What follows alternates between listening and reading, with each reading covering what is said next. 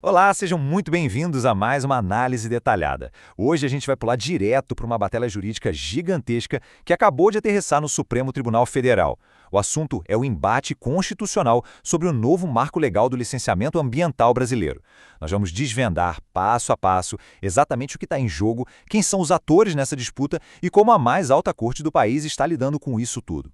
É um tema denso, sim, cheio de jargões técnicos, mas a ideia aqui é traduzir todo esse juridiquês de um jeito bem claro, direto e sem enrolação. Vamos lá? Para organizar o nosso raciocínio, dividimos essa conversa em 5 partes. Primeiro, a nova lei ambiental. Segundo, os autores das ações. Terceiro, os argumentos de inconstitucionalidade. Quarto, o rito abreviado no STF. E, por fim, os próximos passos e prazos. Então, começando pelo ponto número 1, a nova Lei Ambiental, a Lei Federal 15.190 de 2025. O grande estopim de toda essa disputa jurídica é justamente essa legislação recém-sancionada. A Lei 15.190 é a nova Lei Geral do Licenciamento Ambiental. Basicamente, o grande objetivo dela é reestruturar de ponta a ponta como as licenças ambientais são emitidas aqui no Brasil. Independentemente do que se ache do mérito da lei, uma coisa é fato, tá? Ela representa, sem dúvida, uma das mudanças mais drásticas no nosso arcabouço regulatório ambiental das últimas décadas. Ela consolida regras totalmente novas e cria processos bem diferentes dos que a gente estava acostumado a ver. E é aqui que a gente encontra a verdadeira espinha dorsal dessa batalha jurídica. É um clássico cabo de guerra. De um lado, existe esse impulso legislativo que criou a lei apostando todas as fichas no chamado desenvolvimento econômico simplificado. Ou seja, a ideia de desburocratizar as coisas para destravar obras e investimentos o mais rápido possível. Só que, do outro lado da balança, temos a proteção ambiental garantida pela nossa Constituição. E os críticos dessa nova lei batem na tecla de que essa simplificação, na verdade, ameaça gravemente essa proteção. É exatamente esse choque de visões, eficiência econômica versus rigor ambiental, que o Supremo Tribunal Federal foi chamado para arbitrar.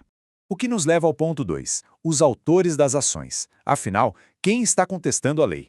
Para o Supremo agir, alguém precisa bater lá na porta, certo? E o nosso campo de batalha hoje é formado por 3 ações diretas de inconstitucionalidade, as famosas ADIs. A primeira é a ADI 7913, que foi apresentada pelo Partido Verde. Depois temos a ADI 7916, movida pela Rede Sustentabilidade, em conjunto com a ANAMA, que é a Associação Nacional dos Órgãos Municipais de Meio Ambiente. E, fechando a trinca, a ADI 7919, protocolada pelo PSOL em parceria com a APIB, a Articulação dos Povos Indígenas do Brasil. Esses são os partidos e as organizações da sociedade civil que decidiram levar essa contestação até a mais alta corte.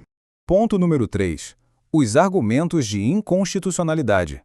Quais são as alegações centrais? É super importante lembrar aqui que estamos falando de alegações e não de fatos já julgados pela Corte. Mas, olhando os documentos no STF, o núcleo das denúncias é bem claro. Os autores afirmam que a lei promove uma flexibilização indevida do licenciamento ambiental. Eles questionam, por exemplo, o fato da lei dispensar avaliações prévias de impacto em certos casos. Tem também uma crítica pesadíssima de que o texto ignoraria proteções fundamentais para terras indígenas não homologadas e territórios quilombolas não titulados. Segundo eles, isso escanteia órgãos vitais como a FUNAI e o IPEAM. E não para por aí. As ações também questionam a transferência de algumas competências que, na visão dos autores, deveriam ser exclusivas da União.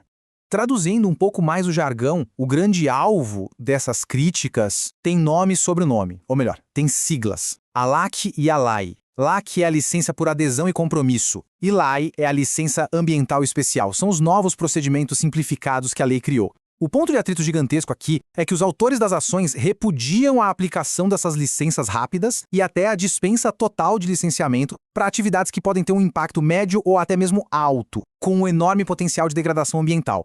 E qual é a base jurídica para pedir que a lei seja suspensa? Essa citação resume perfeitamente o espírito das ações.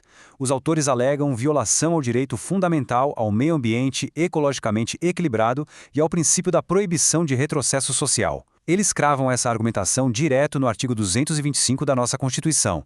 O argumento central é que essas novas regras são um retrocesso inaceitável. Na visão deles, a sociedade brasileira simplesmente não pode andar para trás nas conquistas de proteção socioambiental que já tinham sido estabelecidas. Chegamos então ao ponto 4, o rito abreviado no STF.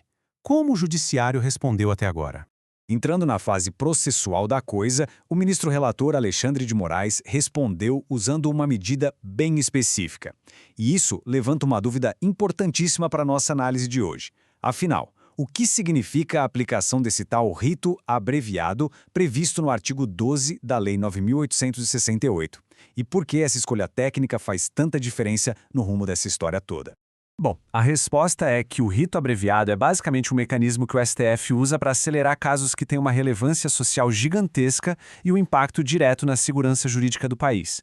Na prática, o ministro Moraes decidiu pular aquela fase inicial de analisar pedidos de liminares provisórias, que são aquelas decisões emergenciais, sabe? Ele mandou o caso direto para o julgamento final pelo plenário da Corte. É literalmente colocar o processo num trem-bala jurídico. Um reconhecimento oficial de que o assunto é urgente demais e delicado demais para ficar esperando na fila normal da burocracia.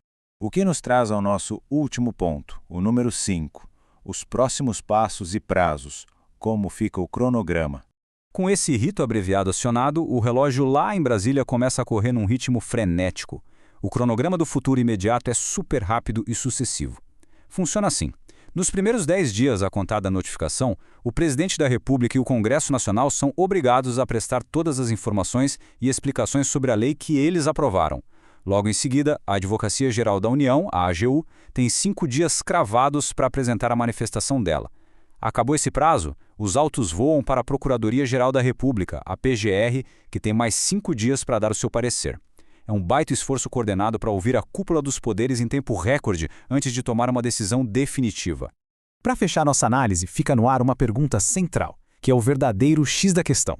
Como o Supremo Tribunal Federal vai conseguir equilibrar reformas econômicas desenhadas para acelerar o desenvolvimento com garantias constitucionais inegociáveis de preservação ambiental? Ninguém tem a resposta final ainda, claro, mas as engrenagens jurídicas já estão girando na velocidade máxima. Sem dúvida, esse vai ser um dos julgamentos mais impactantes e cheios de consequências da nossa história recente. Muito obrigado por acompanhar mais este raio-x de perto e vamos continuar de olho para entender tudo o que molda o nosso cenário atual. Até a próxima!